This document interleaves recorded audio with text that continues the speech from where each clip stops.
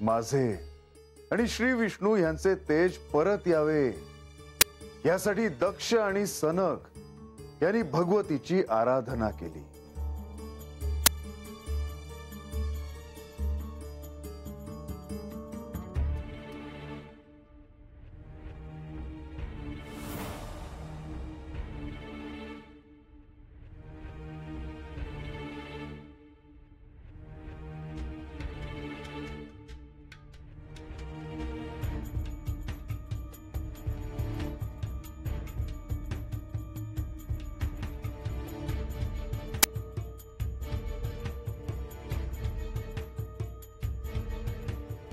या देवी सर्वभूतेषु तेज रूपेण संस्थिता यशामा देही मा देही श्री भगवती देवी नमोस्तुते। नमो देवै महादेवै शिवाये सततम नमः। नमः प्रकृते भद्राये नियता प्रणता स्मता। ब्रह्मपुत्र दक्ष, सनक, मी तुमच्यावर प्रसन्न झाले आहे। मी तुम्हाला काय वर देऊ? हे माते, तू सर्वज्ञानी आहेस। तू भूत वर्तमान भविष्य सर्व जाणते आहेस। श्री महादेव आणि माझे आराध्य श्री विष्णू हे निस्तेज झाले आहे। त्यांना पुन्हा तेज प्राप्त हो। हे दक्ष, तुझी इच्छा पूर्ण होईल। विष्णूंना आणि महादेवांना त्यांचे तेज पुन्हा प्राप्त होईल। हे देवी भगवती, अनंत काळासाठी तुझे ऋण माझ्यावर राहतील। दक्ष, तुझी साधना केलीस ते पाहून आज मी भविष्यात काय घडणार आहे याची मी घोषणा करते आहे। मी तुझ्याच पोटी सतीच्या रूपात जन्म घेईन आणि इथून एका नव्या पर्वाला सुरुवात होईल।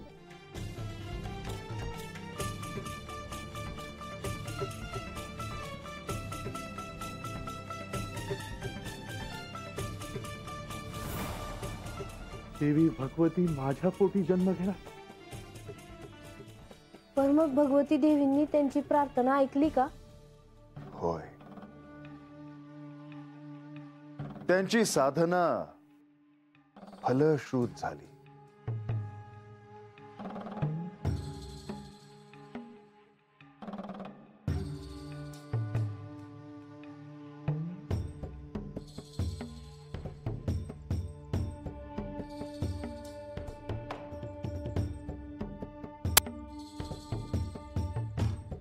आता यांच्या परीक्षेचा काळ संपला आहे देवी। यांना यांचे तेज पुन्हा प्रदान करायला हवे। श्री ब्रह्मदेवांच्या पुत्राने श्री भगवती देवीची आराधना केली आहे। त्यांच्या कठोर साधनेने भगवती देवी प्रसन्न देखील झाली आहे। आता कोणत्याही क्षणी ती इथे प्रकट होईल।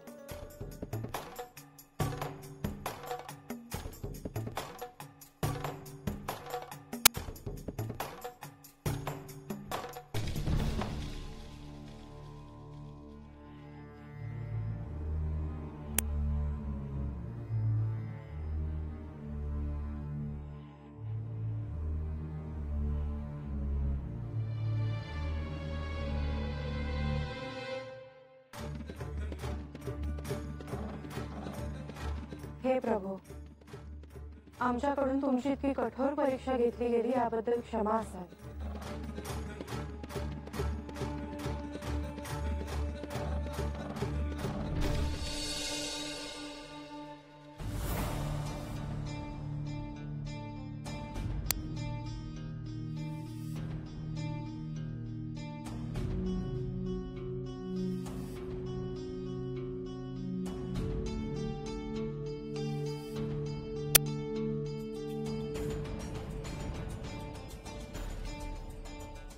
हे देवी भगवती, माझे पती श्री महादेव आणि माझे पती श्री विष्णू यांना त्यांचं तेज पुन्हा प्रदान कर।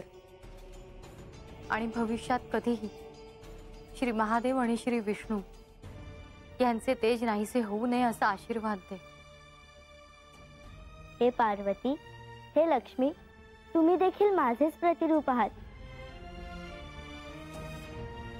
तुमची इच्छा मी पूर्ण करेन। या घटनेमुळे भविष्यात एका नव्या शिवपर्वाचा आरंभ होणार आहे।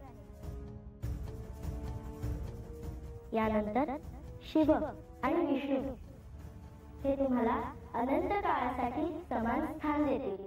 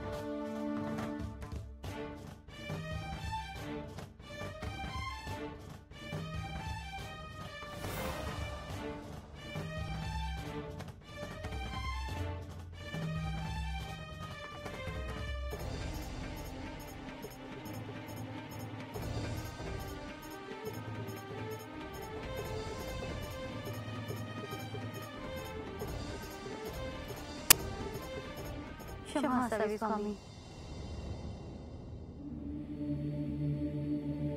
हे प्रभू, माझा क्रोध पुन्हा स्थानावर होणार नाही।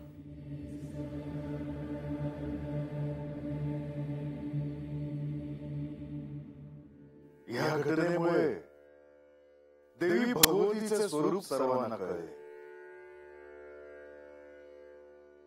आणि तुमच्या शिवाय आम्ही अपूर्ण आहोत ह्याचा देखील प्रत्यय आला।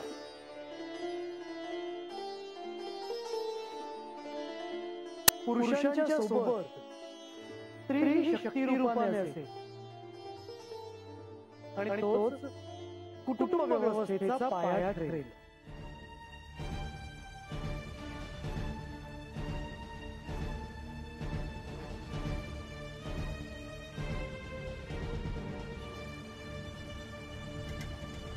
देवा, माझ्यासाठी तुम्ही समजा आहेसा, पण माझ्या देवाची कुणीतरी परीक्षा बघितली आहे हे आज मला ठाऊक पडलं। अगोदर मला हे ऐकायला आवडलं नसतं, तरी तुमची आणि देवींची लीला आहे हे कळालं। बानू, स्त्री हे आदिशक्तीचे स्वरूप आहे।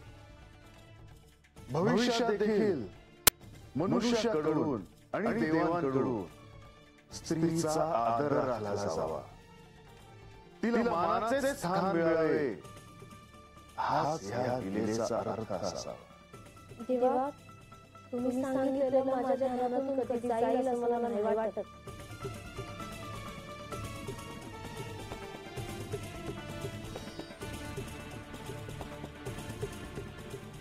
शुभम भवतु।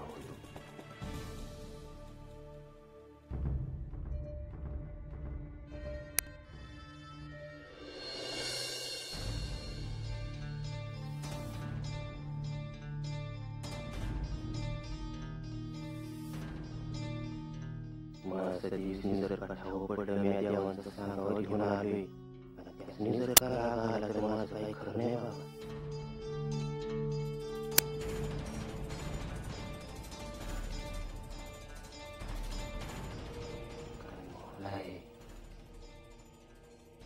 त्या परस्त्या रंगवानं गरबाला सांगितलं असतं ती बरं झालं असतं।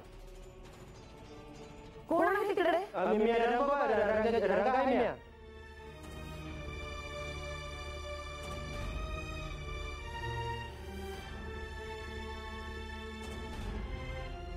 तू इथे कसा काय?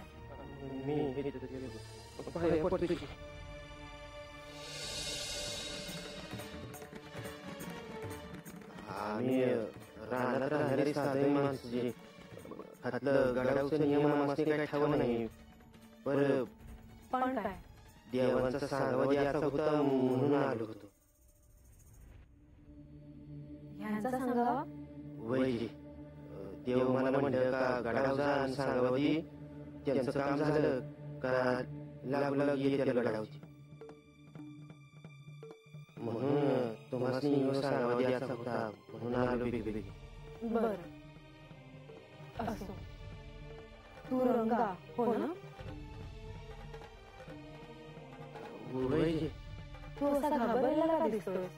नाही म्हणलं मी असं न सांगता चालू ना तर तुम्हाला आवडले नसेल रागावले असतील म्हणून. गडावरचे नियम तुला ठाऊक नाही हे तू आधीच सांगितलंस आणि तू तुझं कार्य केलं आहेस म्हणून मला तुझा राग नाही आला. पण यानंतर जर काही निरोप असेल तर आधी सेवकांना सांग. जी तर याच्यामुळे अशी चूक व्हायची नाही. ये तुझी शुभम भवतु.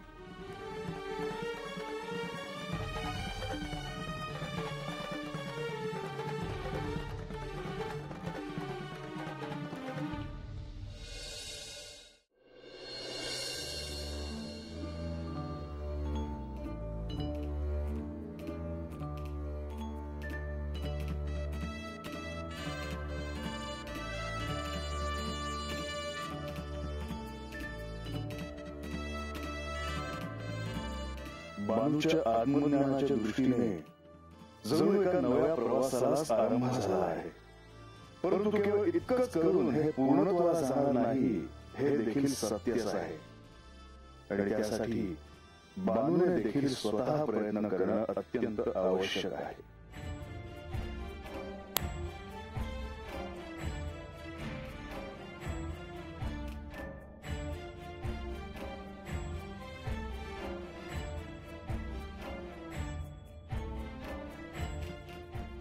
देवा तुमच्यासाठी हे आणलं आहे जी.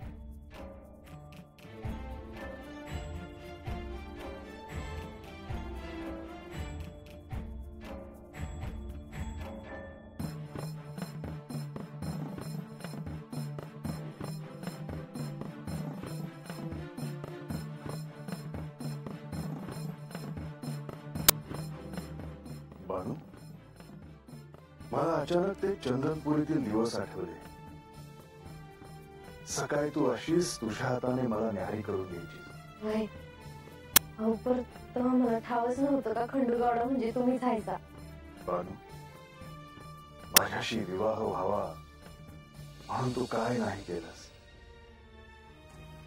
तप केलंस, साधना केलीस. देवा महाराजांनी मला वाट दावली आणि म्हणूनच मी हे समज केलं बघ. होय बानू, नारद मुनींचे अत्यंत महत्वाचे कार्य होते. परंतु बानू ह्या प्रवासातील हा टप्पा जरी तुझा पूर्ण झाला असला तरी तुला अजून पुढे जायचे आहे. होय देवा मला ठाव आहे तुम्हाला काय सांगायचं आहे ते. देवा मला समज कळावं म्हणून तुम्ही मला देवींच्या गोष्टी सांगितल्या आणि मला नक्कीच त्यातनं काय बाय कळणार आहे हे ठाव आहे बघा मला.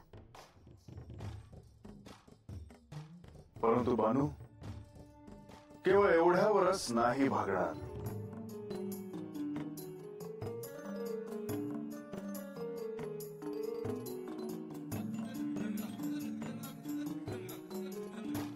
बानू मी तुला ज्या कथा सांगितल्या आहेत तशाच अनेक कथा तुला आख्यानातून कळल्या असतील. होय देवा. बानू तुला ह्या पुढेही जायचं आहे. पर आता काय करावं म्या. बानू ह्या पुढे आपली जी भेट होणार आहे त्यामध्ये तू ह्या पुढचे सत्याच्या जवळ जाण्याचे तुझ्या आत्मज्ञानाच्या दृष्टीने महत्वाचे असे संकेत तुझ्या स्वतःकडून मला मिळाला हवे. माझ्याकडनं. होय का. नाही तेव्हा म्या कसं काय सांगणार ते समज. का बानू त्यात इतकं काय अवघड आहे.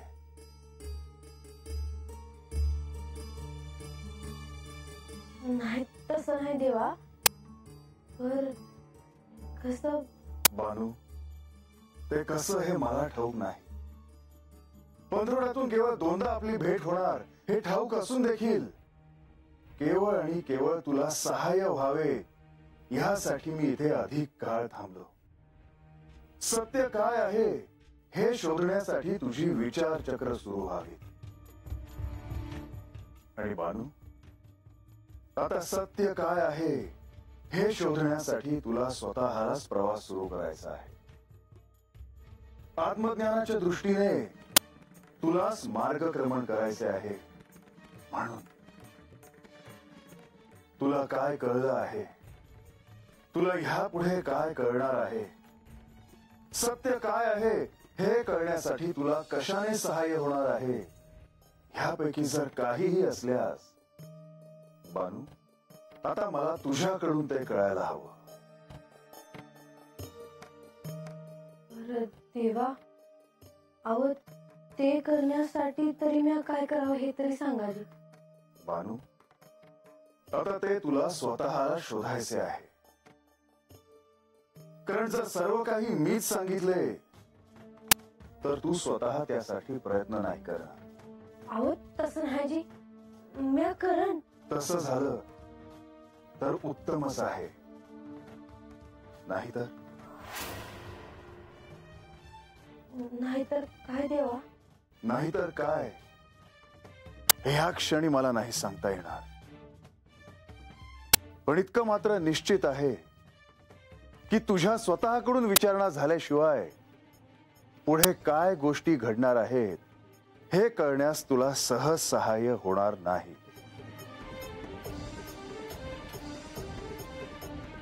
बानू, आता मला निघायला हवं.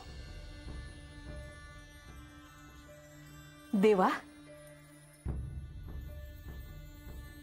आज जेवणात काय करावं जी?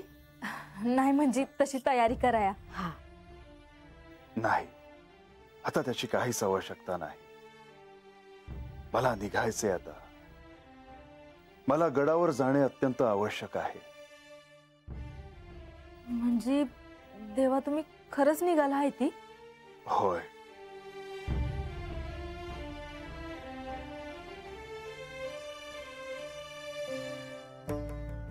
देवा, वाईस जीवन तरी जा की. नाही, नकोय. मला अजून उशीर व्हायला नको. पर मला तर वाटलं होतं का तुम्ही बानूला अजून काय बाई सांगणार असाल. मावशी, मी त्याच्याबद्दल तुला नंतर सांगते. काय झालं? काही नाही, येतो मी.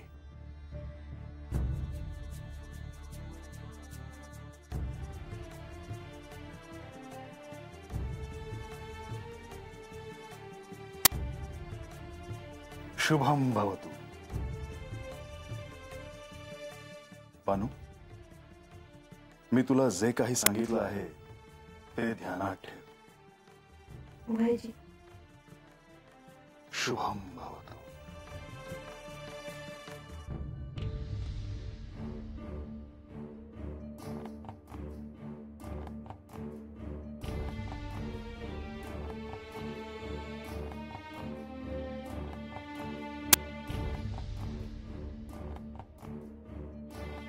काय झालं बानू? कसली काळजी करतीया? देव काय बोललं का तुला? अहो सांगा जी, काय झालं आहे? मावशी, अगं मला देवासी सांगायचं होतं का ह्या समजानं मला काय ठाव पडलं आहे ते. आणि आता म्या कोण आहे हे कळा. मला अजून काय ठावायला लावं हे मला देवासी विचारायचं आहे. हा खबर बानू, हे कसं काय विचारणार तू देवासनी? काय बी कळत नाही रे मावशी. तर देवीसनी काय बाय ठाव होणार असेल म्हणून तुला देव असं बोलला असणार. काय बी कळना की. अगं मावशी, देवानी मला गोष्टी सांगितल्या. तर आता या समजाचा देवासनी त्रास नको व्हायला. मला असं काही आवडलेलं नसणार. उगा तंटा नग